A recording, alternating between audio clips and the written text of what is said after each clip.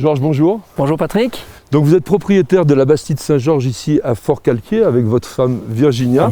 Et vous avez fait autour de cette Bastide, qui est un hôtel bien sûr, un magnifique jardin. Alors c'est la passion du jardin qui vous a conduit à ça ? Écoutez, c'est une passion qui m'est venue un peu naturellement et un peu par la force des choses, parce que quand nous avons créé cet hôtel, nous avons acheté un champ sans arbres. Donc vous voyez aujourd'hui que c'est complètement différent. C'était il y a une petite vingtaine d'années. Étant donné la place que nous avions, on s'est dit on va privilégier les espaces verts et en faire profiter au plus nos clients. Et aujourd'hui dans votre métier, est-ce que ça compte dans le choix de vos clients ? Oui, je pense que moi-même je me fais la réflexion, nous vivons toute l'année ici, donc on est, je dirais, privilégiés.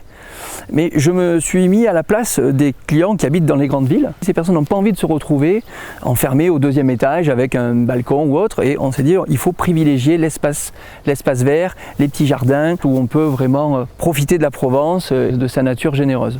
Et en même temps, votre jardin fait une sorte de lien avec l'environnement puisque on s'ouvre complètement sur la campagne provençale. Ah oui, effectivement, les gens adorent quand ils sont sur la terrasse, cette ouverture, cette luminosité qu'on a aussi à Fort-Calquier, puisqu'on n'est pas très loin de l'Observatoire de Haute-Provence. Quand on parle Provence, on imagine toujours la chaleur. Alors c'est vrai qu'en ce moment, on est fin juin, il fait extrêmement chaud, mais quand même, vous êtes un peu en altitude, donc en hiver, il fait un peu frais. Et vous avez dû choisir des plantes qui étaient adaptées. Ça n'a pas toujours été facile, mais on a dû trouver des plantes qui s'adaptent, parce qu'on a de grosses amplitudes thermiques ici.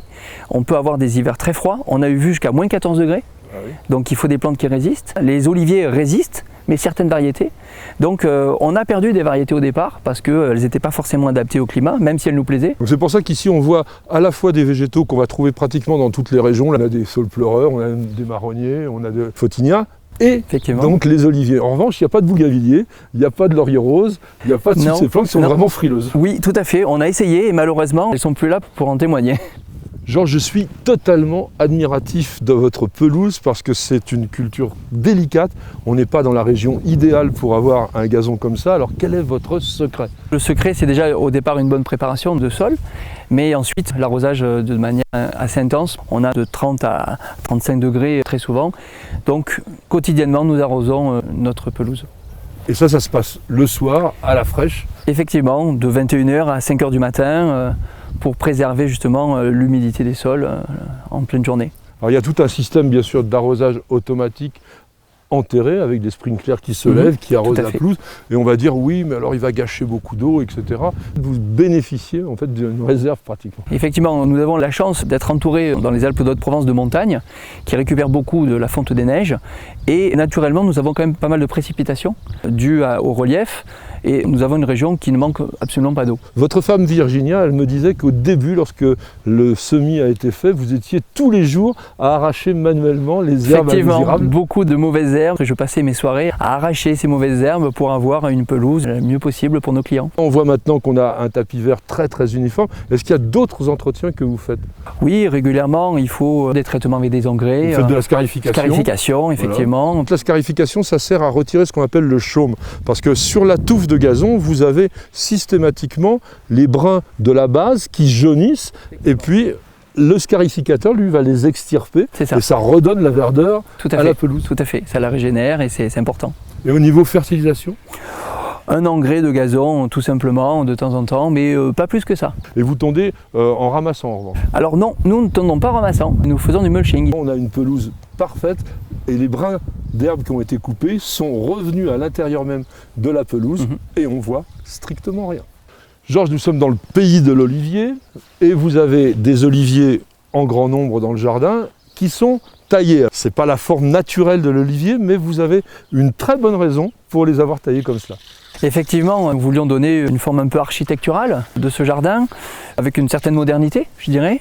Et puis nous voulions mettre en valeur également cet arbre majestueux, ces troncs centenaires, d'où l'idée de les tailler en couronne. Au départ, il n'y avait donc pas de plantation, donc quand ils sont arrivés au jardin, ils avaient déjà un certain âge.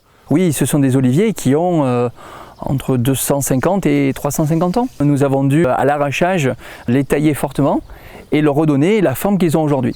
Chaque année, nous les retaillons, nous enlevons les bois morts pour leur redonner cette forme de couronne. Et ça, c'est au printemps? Au mois de mars. On voit que ce sont quand même des plantes qui sont très poussantes, donc même sur les très très vieux rameaux, il va y avoir des jeunes pousses qui vont se développer. Tout à fait. Donc comme vous voulez conserver toute cette forme magnifique, on va couper tout le temps. Pendant la saison, on recoupe encore parce que l'olivier pousse très fortement. On a sur la pelouse elle-même de très très beaux oliviers. Or, on a tendance à dire que c'est incompatible dans la mesure où la pelouse, on l'arrose tout le temps et que l'olivier, lui, il aime plutôt les terrains secs. Alors, quel est le secret? On a fait attention à mettre une terre différente avec des gros trous et puis du gravier au fond pour drainer. Il faut du caillou pour l'olivier. Alors, un petit conseil, si vous n'êtes pas dans la région à olivier, que vous voulez quand même un olivier sur une pelouse, eh bien, on fait des buttes, tout simplement, des buttes avec un terrain caillouteux, de façon à ce que ça soit drainant. Parce que pour faire mourir un olivier, rien de tel qu'il ait les pieds dans l'eau.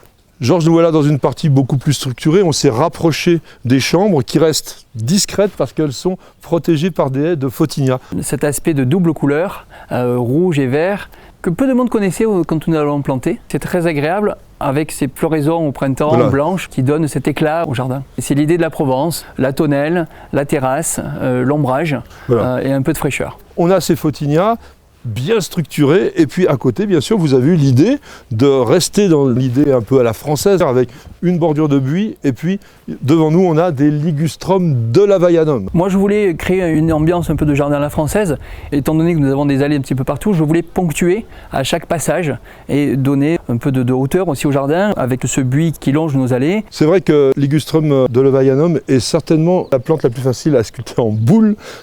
Elle pousse quand même relativement vite, donc vous la taillez combien de fois par an? Oh, très régulièrement. Dès qu'on commence à avoir des pousses, vous voyez, là, on est déjà à la limite, il va falloir les retailler dans quelques jours. Ne croyez surtout pas que les jardins de la Bastide Saint-Georges sont uniquement plantés avec des végétaux à feuillage. Il y a aussi beaucoup de fleurs, et notamment derrière nous, on a une association magnifique de lavande. C'est le pays de lavande et de rosier. C'était évidemment une volonté. Une évidence, je dirais. Effectivement, on ne pouvait pas passer à côté de la lavande et la mélanger avec ce rosier blanc pour faire ce contraste de couleurs intenses comme ça. Voilà, c'est tonique et c'est le rosier Iceberg qui s'appelle à l'origine Fée des Neiges.